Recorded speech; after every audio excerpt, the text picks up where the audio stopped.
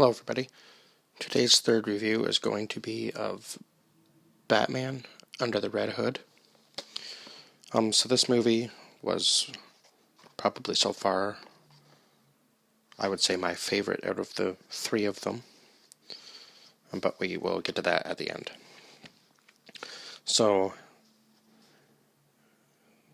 this one starts with Robin being held captive by the Joker. There's a timer for explosives ticking down as Batman makes his way to Robin, but he is too late. Unfortunately, Robin dies. We then go to Gotham City 5 years later. The Red Hood, so obviously we know that this movie is going to be more about the Red Hood story than anybody else's. But Batman is a much more prominent part of this movie. Kudos to that. So the Red Hood offers protection to these drug dealers if they give him 40% of whatever they make. Then we go to Batman stopping this shipment.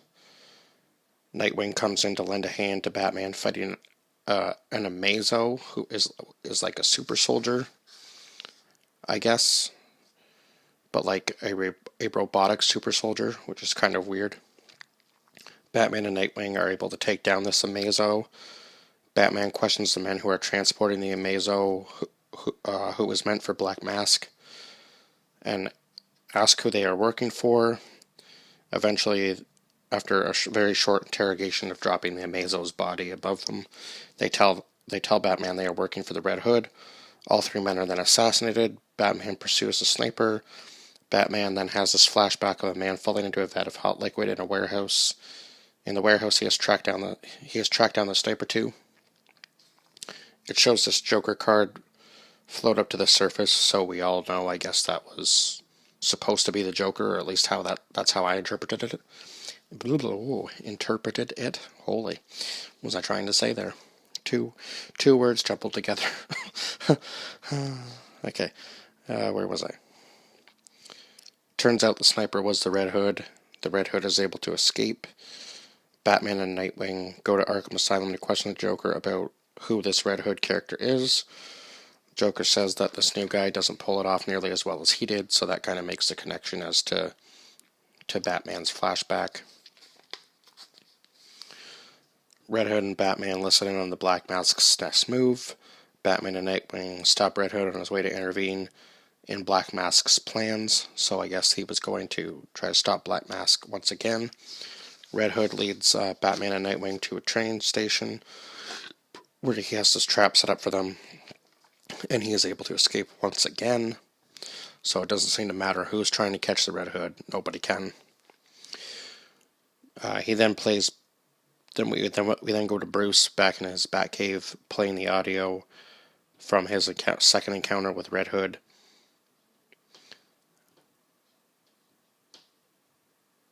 And he then realizes who the voice is because it calls him by name, saying, "You haven't lost your touch, Bruce." So he has a flashback of the second Robin as a kid, and it kind of like does a short evolution of the second Robin as a kid, and then he's all grown up.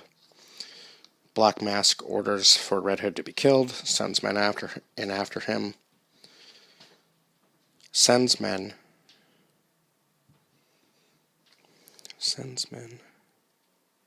Oh, sorry. He sends men after the men that Red Hood is protecting. Sorry, I had that worded weirdly down here on my notes. Until they are able to draw out the Red Hood. They then ambush the Red Hood with more super soldiers. Batman arrives to save the Red Hood. Red Hood reveals his plan to Batman to take out all of Black Mask's men. Batman takes one of the super soldiers' swords home with him to test the blood on it. He matches it with the second Robin, who is Jason Todd, I do believe. Yeah, it says Jason T here. So I'm assuming, if I remember correctly, his name was Jason Todd. Black Mask is then told the Red Hood is coming after him, that they sent the fearsome Hand of Four after him, so I'm assuming that that's who the super soldiers were that we saw in the previous scene. Red Hood then attacks Black Mask directly at his base. And then there's a little scene there, but I don't want to give too much away there. Then Black Mask sends men to break Joker out of Arkham Asylum. Bruce digs up Jason's casket to find a dummy inside, so now he knows that, Jason is Red Hood. Sorry. My God, I'm going too fast for myself. Black Mask brings in the Joker to kill Red Hood because he thinks that that's the only way to get to Red Hood. Joker agrees to help. Batman goes to Ra's al Ghul's place to ask him what he did to Jason. Ra's al Ghul then begins to tell a story about hiring the Joker to keep him off his trail of toppling the economy of Europe. What was meant to just be a wild goose chase ends up being more than what it was supposed to be because, as we know, the Joker ends up killing Robin at the time, as he was known. So then Ra's al Ghul ends up resurrecting Jason because he has the ability to do that, but I don't want to give that away as to how he does it. Jason then flees again, and Ra's al Ghul searches for months but wasn't able to find Jason, so he ends up assuming that he was just dead again, but then gets the news that there is problems in Gotham between Batman and this Red Hood character. So Joker is able to capture the Red Hood's gang. That's what happens next. He and Black Mask planning to kill them all. Turns out the Red Hood was the one who wanted Joker out of Arkham Asylum, so he kind of set up this plan all by himself. He was playing everybody without even realizing that they were being played. Red Hood takes Joker to Crime Alley, beats him with a crowbar, so from the very first scene, this is kind of significant. That's what Joker was beating Robin with, Jason, in the very first scene, before he leaves him there to die. Batman and Red Hood fight. Batman and Red Hood discuss why Joker isn't dead. By this point, they both have their masks off, so they're almost fighting fairly, I guess, according to Red Hood. Batman says if he did kill the Joker, he would never be able to go back to the person he was before, even though he would like to see the Joker dead. Red Hood makes Batman decide between killing him or him, meaning Red Hood killing the Joker, if I worded that correctly. Red Hood then flips a switch to blow up the building they are in. Batman grabs Red Hood, but not in time, and when the rubble and dust disappears, it appears that Jason or Red Hood is dead and the Joker is somehow still alive, and so is Batman. Don't know how. But then we go back to the Batcave, and Black Mask is arrested, and Joker is returned to Arkham Asylum.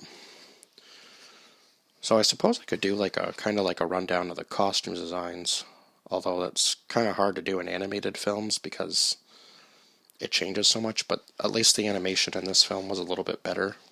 And I would probably give this one an 8 out of 10, just based on the fact that I like these characters in this film a little bit more. I know Red Hood's a bit of a darker character. I did not, however, know that he was the second Robin, or maybe that's just the storyline on its own. Who knows, because there's so many different versions of the Batman story, right? Even though they all kind of come from the same place, there's so many different storylines, so it's hard to keep track of all of them, I suppose. If you're I consider myself a fairly big fan of Batman, but I'm not in depth as much as some people probably are. So maybe you guys know more than I do about it. But yeah, I never knew that he was the second Robin, if that's actually just the main storyline that it always has been or not, or whether they changed it for this movie. I don't know. But if you do know, let me know down below in the comments. Yeah, but I did enjoy the animation of this film.